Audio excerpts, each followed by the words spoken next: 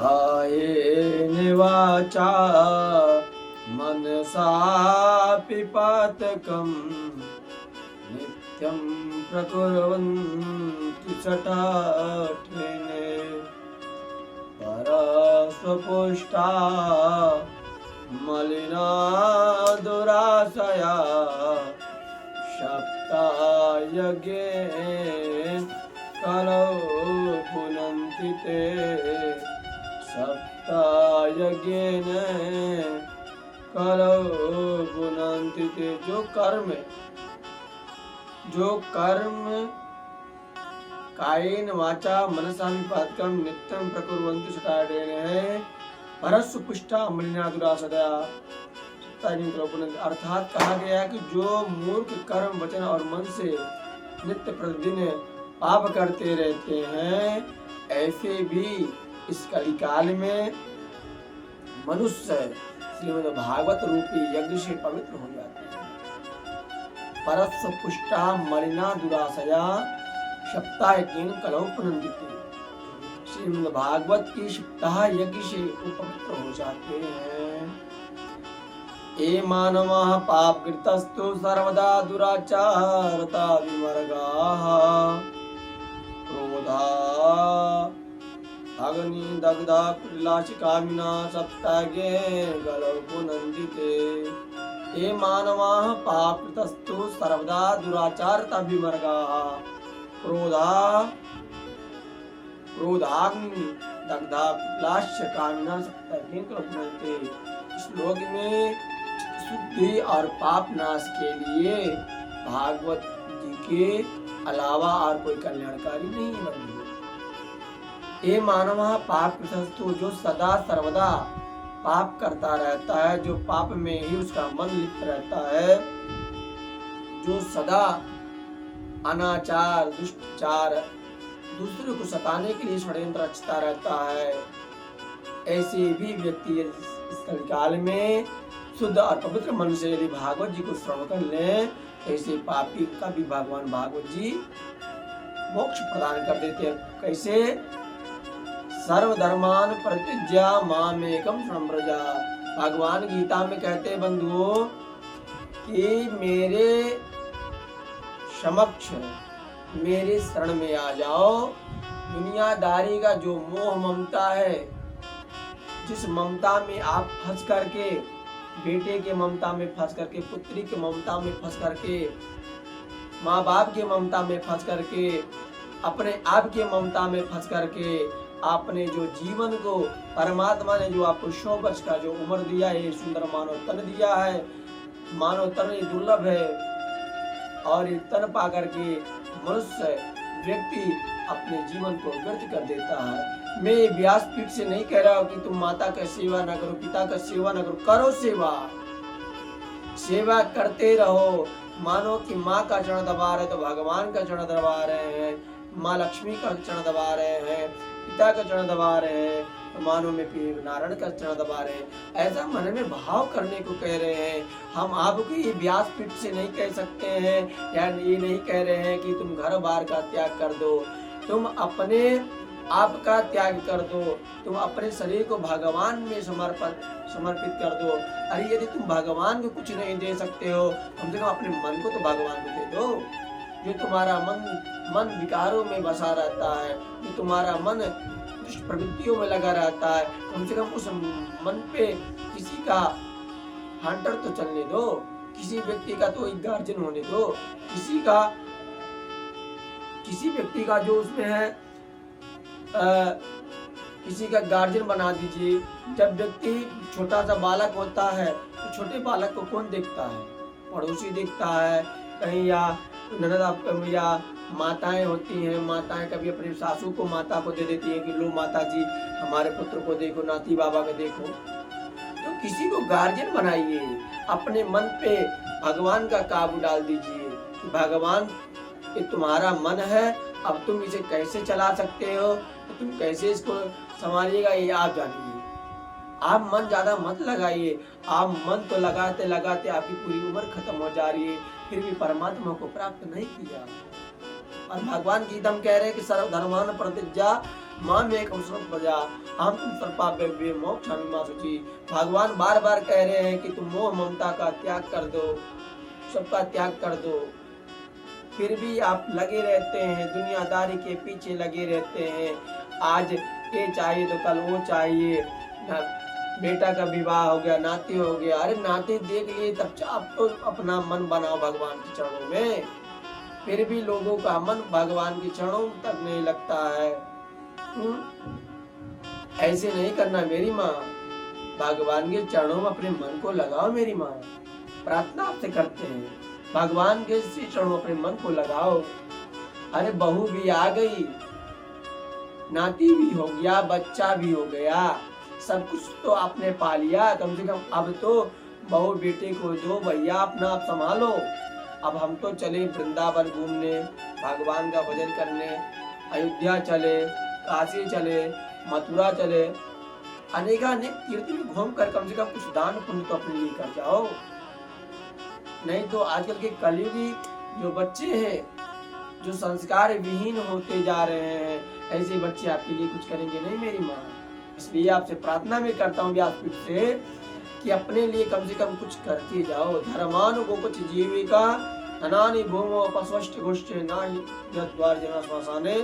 धर्मानुगो जीविका, आपका क्या गया अच्छा कर्म, आपका धर्म, आपने जो लोगों के साथ अच्छा अच्छा कर्म किए रहेंगे, लोगों के साथ अच्छा धर्म किए रहेंगे, आप इस धरती पे जब अच्छा आप धर्म करेंगे, अच्छा कर्म करेंगे, आपके साथ वही जाने वाला, बाकी सब यहीं पर धरा रह जाएगा, कुछ आपके साथ जाने वाला नहीं मेरी माँ। इसलिए आपसे मैं प्रार्थना करता हूँ कि अपने लिए संसार में कुछ कर जाओ, गौ को दान कर जाओ, गौ के चारा को कुछ खिला जाओ, मछलियों को चारा दो। यदि आप नहीं जा रहे हैं, कम से कम घर में से तो कम से कम कुछ आटा, दाल, चावल, घास कुछ गौओं के लिए कुछ दीजिए, ताकि आपका पुण्य धीरे धीरे बढ़ता रहे मेरी माँ। यदि आप ऐसा नहीं करती हैं तो बाद में पता चलता है इस परिवार में जब आपको परिवार वाले जब आपको दुख देंगे तो उस समय आपको भगवान की बड़ी याद आएगी मेरी माँ, बहुत याद आएगी कि शायद वो पंडित जी की बात हमने मानी होती तो शायद आज मेरा जीवन व्यर्थ नहीं जाता।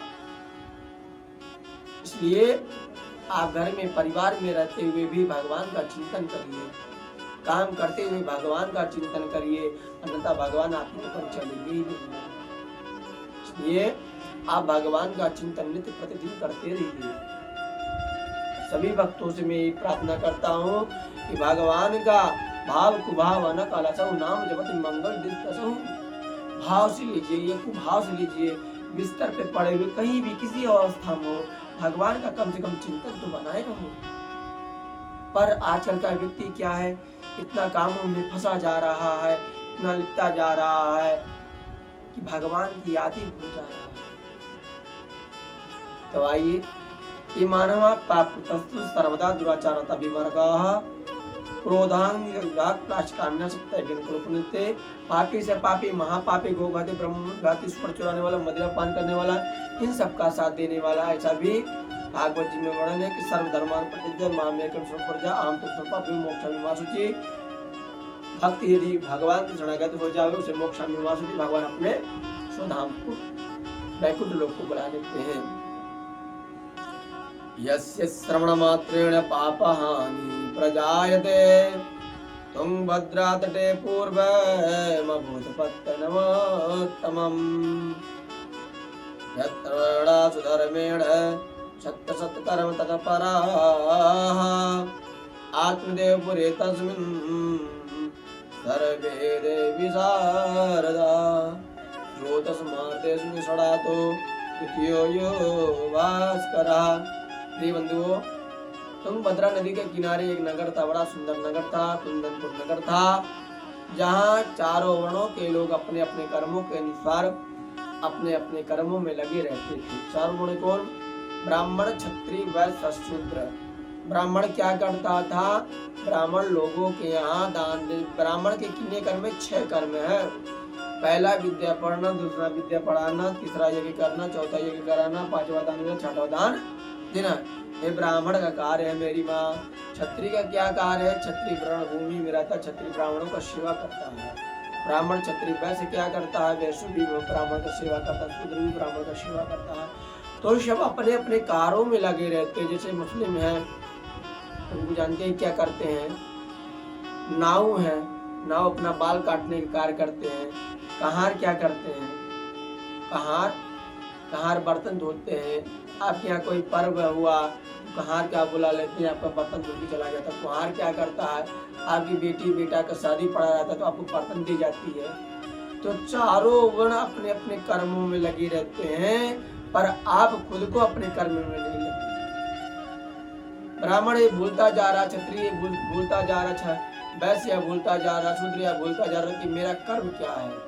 आजकल का ब्राह्मण का कर्म तो शूद्र कर रहे हैं, वैश्य कर रहे हैं।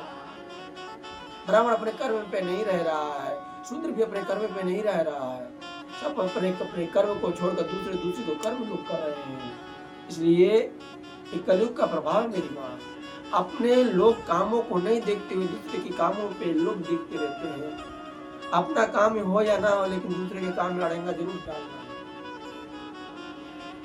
तुंगभद्रा नदी के किनारे एक आदिदेव नाम जी के ब्राह्मण रहते थे, और उनकी जो पत्नी थी बड़ी ही सुंदर, बड़ी सुशील रहती थी। मेरी माँ भिक्षुको वित्तमान लोक तत्प्रिय दुंदरी स्मृता स्ववाक स्थापिका नित्य सुंदरी कुशलोद्भवा। आदिदेव जी बड़े ही धनवान थे। भिक्षुको वित्तमान लोक, धन भिक्षुक होते हुए बड़े धनवान थे, धन लेते थे। और उनकी बड़ी सुंदर पत्नी की बड़े ऊंचे कुल खानदान की थी, और नाम बड़ा ही सुंदर नाम है, धुंधली नाम था।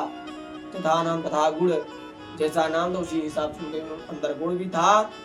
अपनी बात को पुष्ट करने वाली धुंधली देवी थी, दुनिया भर की बात को बनाने वाली, क्रूर बकवास करने वाली थी, और गृह कार्य में कृपण और चतुर थी। मेरी माँ लोक वार्ता क्रूरा प्राय सो बहुजल्पिका।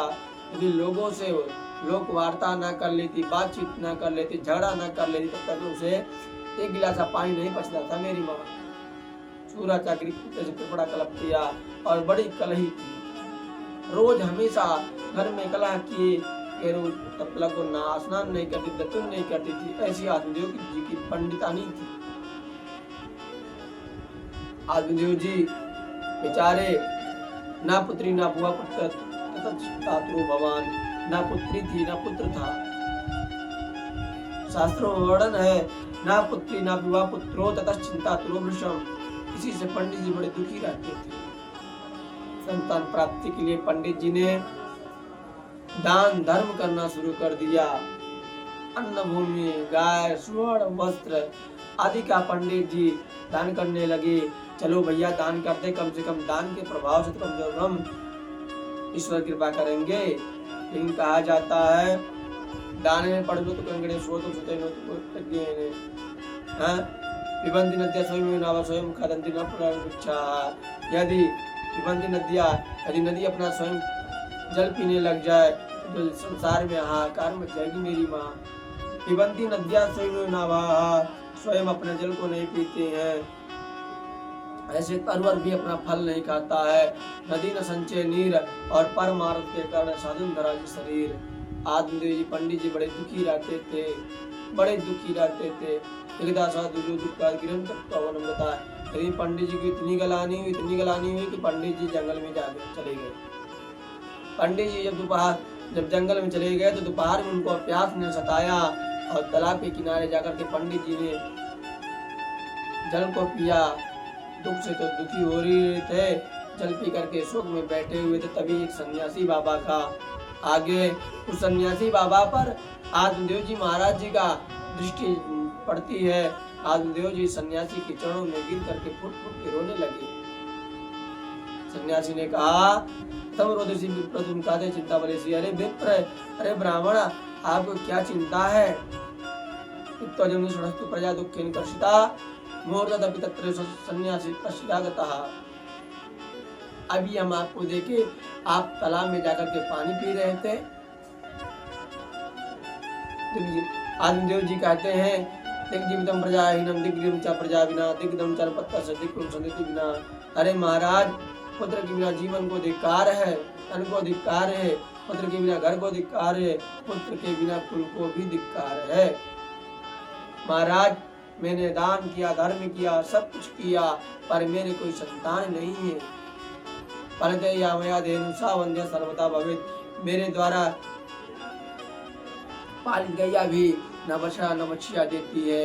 मेरे लगाए गए तुलसी भी सूख जाती है। मेरे यहाँ वृक्ष का पेड़ है, उसमें भी आज तक कोई फल नहीं आया। महाराज, आत्मदेव जी महाराज फुट फुट कर सन्यासी के चरणों में फुट फुट कर रोने लगे। सन्यासी बोले कि आत्मदेव, इतना चिंता मत करो, अत्यंत दुखी होकर अपने प्राण को त्यागने आए हो। पंडित जी, आप संतान के लिए इतने रोते क्यों हैं? आज तक पुत्र से किसी ने सुख पाया क्या? संतते सगरो दुखे वहां पांगा प्रदा। अरे सगर महाराज जी के 60,000 पुत्र थे, लेकिन क्या उन्होंने सुख पाया? किसी ने कोई सुख पुत्र से नहीं पाता। मेरी माँ, पुत्र से मात्र दुखी दुख होता है। दशरथ जी महाराज जी के 4 पुत्र होते हुए दशरथ जी को पानी नहीं नसीब हुआ। मेरी माँ, उर्शेन को कंस ने जेल में डाल दिया था। वसुदेव देवकी की बात ही छोड़िए, विवाह के समय जेल में चले गए, पुत्र होने से पूर्व ही पहले चले गए जेल में। आज तक धरती पर किसी ने पुत्र से सुख पाया ही नहीं। यदि पाया है तो दुख के सिवा कुछ नहीं पाया। मेरी माँ,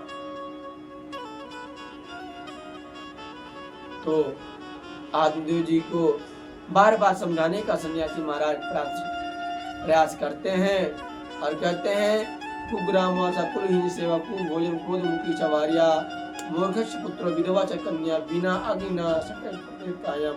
हरे आत्मदेव, बुरे गांव का भी बचना अच्छा नहीं होता, कुलहीन की सेवा भी करना अच्छा नहीं होता है, क्रोधी स्वभाव की पत्नी हो भी अच्छा नहीं होता है, और विधवा कन्या यदि आपके घर में हो रहे तो भी अच्छा नहीं है। जीवन भर छाती को जलाते रहते हैं। इसलिए मैं आपसे प्रार्थना करूंगा, मैं आपसे प्रार्थना ये करूंगा कि आप लोग भी इस तरह से आप लोग व्याकुलता पुत्र के लिए, पुत्री के लिए मत होइए। आज तक किसी ने सुख पाया ही नहीं। बड़े नसीब वाले होंगे जो क्षण मात्र के लिए सुख पा जावे। अन्यथा आज तक किसी राजा दशरथ जी भी तो 4 पुत्र होते हुए भी जब अंत समय आया तो उनको कुछ पानी देने वाला नहीं था। इसलिए मैं प्रार्थना करूंगा आप सभी से कि पुत्र के, अरे पुत्र अगर मानना हो तो ठाकुर जी को पुत्र मान लो, हमारे बागेश्वर बाला जी को पुत्र मान लो, गुरु मान लो, बेटा मान लो, पिता मान लो, जो तुम्हारे मन में है सो मान लो, वो तुम्हारा दुख दूर करेंगे। मित्र मान लो। पर आप लोग जो नाश्वर है उसे आप मान रहे हो, जो सत्य है ही नहीं। लीला करने के लिए आया है, लीला करके चला जाएगा। अगर पुत्र मानना हो, बिहारी जी को मान लो। आत्मदेव जी को बार बार समझाते हैं कि आत्मदेव, जन्म में आप बात कर रहे हो कि मुझे पुत्र नहीं है। अरे सत्य जन्मावधि तो पुत्र न्योचा न्योचा। अरे महाराज, हम आपके लालाट को देख रहे हैं कि आपको 7 जन्म तक पुत्र नहीं होगा। एक जन्म की बात ही छोड़ो। आत्मदेव बोले, महात्मा जी आप मुझे ज्ञान मत बताओ। मैंने भी सभी धार्मिक ग्रंथ को पढ़ा है, अध्ययन किया है, पर सामाजिक उत्पीड़न की पुत्रहीन हूं, अब सहा नहीं जा रहा। और मेरी बात तो छोड़ो, एक बार भूपत मन माही, एक बार भूपत मन माही, भय गलान मोरे सुतनाई, निज दुख सुख सब मुरे सुनायो, कही वशिष्ठ बाहु विधि समुझायो। दरहु धीर होय सुतचारी त्रिभुवन विदित भगत भयहारी। अरे महाराज मेरी बात को छोड़ो। पुत्र के लिए महाराज दशरथ जी भी अपने गुरु के पास गए थे। गुरु ने उनको आदेश दिया, गुरु ने उनके यज्ञ को करवाया, तब जाकर उनको पुत्र हुआ। अरे महाराज आप तो सन्यासी हो, कुछ ऐसी कृपा करो कि मेरे भी पुत्र हो जावे। अब आत्मदेव जी को बार बार समझाते हैं कि आदिदेव उगताय काम नसाय धीरज काम बनाए, अर्थात अंकुर संकल्प प्रत्यक्ष वर्जनम। कोई चीज धीरज में से किया जाता है। यदि वो कोई बात जल्दीबाजी एक पंडित जी संकल्प लेने में कर दे, अर्थ का अनर्थ हो जाता है। इसलिए हे आत्मदेव आप इतने पुत्र के लिए शोक चिंता मत करिए। मनुष्य को वही धर्म स्वीकार करना चाहिए जिससे अंतःकरण भक्ति होती रहे। आत्मदेव आप पुत्र के निमित्त इतनी प्रबल कामना मत ठानो, इससे भगवत भक्ति का ह्रास हो। आत्मदेव कहने लगे महाराज मैंने बहुत से ग्रंथ पढ़े हैं। इस समय कार्पण्य कार्पण्य 205 स्वभावा पृच्छामि त्वाम धर्म समुचिता। महाराज भगवान श्री कृष्ण से अर्जुन कहते कि हे केशव मैं बाण कैसे चलाऊं, ये तो मेरे परिचय सगी संबंधी मेरे परिवार है, मैं बाण कैसे चलाऊं केशव, मुझे क्षमा करो। भगवान कहते अरे बाण छोड़ो, ये कोई नहीं है, सब तुम्हारे दुश्मन ही है। यदि तुम बाण नहीं छोड़ोगे तो तुम पर बाण छोड़ देगा, तुम्हारा हत्या कर देगा। यहाँ पर आदिदेव जी सन्यासी कहते हैं कि मैं कार्पण्य दुर्बलता के कारण अपने को भूल गया हूँ। हे महात्मन संसार में 3 तृषाएं होती, पुत्र वित्त लोक इष्टा। 3 प्रकार के पुत्र के लिए लोग जीवन भर मरते रहते हैं। देखो तुमको भी पुत्र प्राप्ति की इच्छा हो रही है।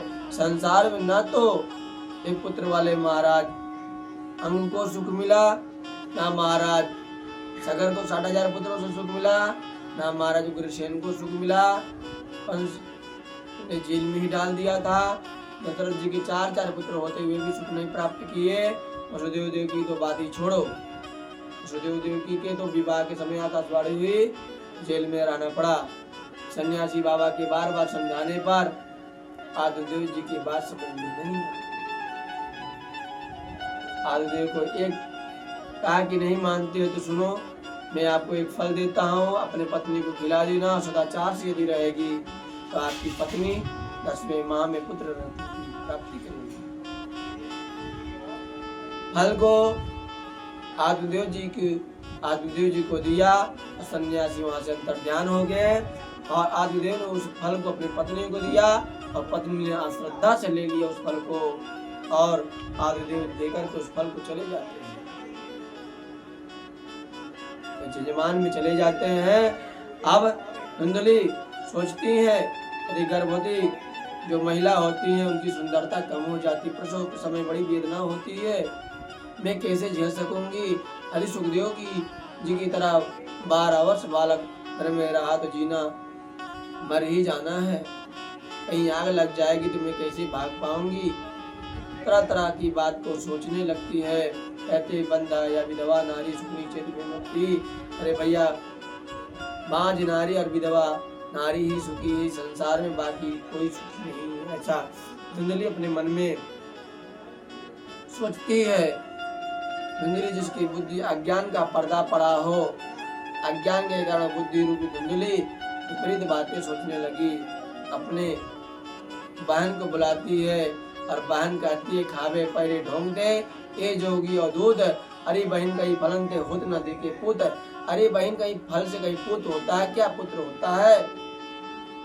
बच्चे कहते हैं कि मेरे गर्भ है, मेरे कई बच्चे हैं, मेरे धन नहीं है और तेरे पास धन है, और जब तेरे पास धन है तेरे पास पुत्र नहीं है, ठीक है बहन, मैं अपने पुत्र को तुझे दे दूंगा ताकि तेरा माल मेरा हो जाएगा। बहन धुंधली नहीं समझ पाती है और उस फल को गैया को खिला देती है। और जब इसे कहा न पाव को जारी सके, कान समुद्र समाए और कान करा बला प्रबल के जग काल न खाए। आज धुंधली रूपी जो धुंधली की बहन है, आज विधाता जो चाहते हैं सो ही होता है। कालांतर में जब बहन की पुत्र हुआ, अपने पति को देकर के भेजा, कहा कि धुंधली को जाकर के देखे आओ। धुंधली को उसके पति ने दे करके गया और धुंधली ने उसके पति को खूब सारा धन दे दिया। और सुबह होते होते आदिदेव जी महाराज जी के पास समाचार पहुंचता कि महाराज आपको पुत्र हुआ है।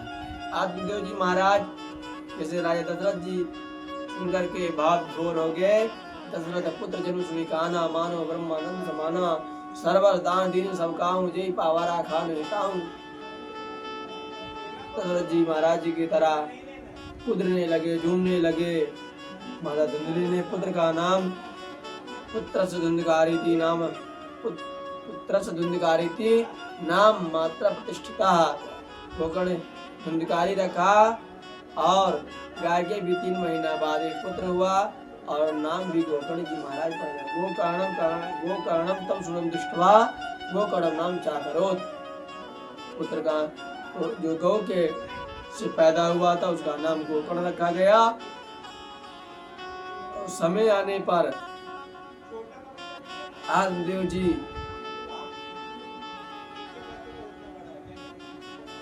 पंडिताई करने चले गए और वहां से धन लेकर के जब आए तो दोनों बच्चों का नाम एडमिशन एक स्कूल में कराया और नाम कराते हुए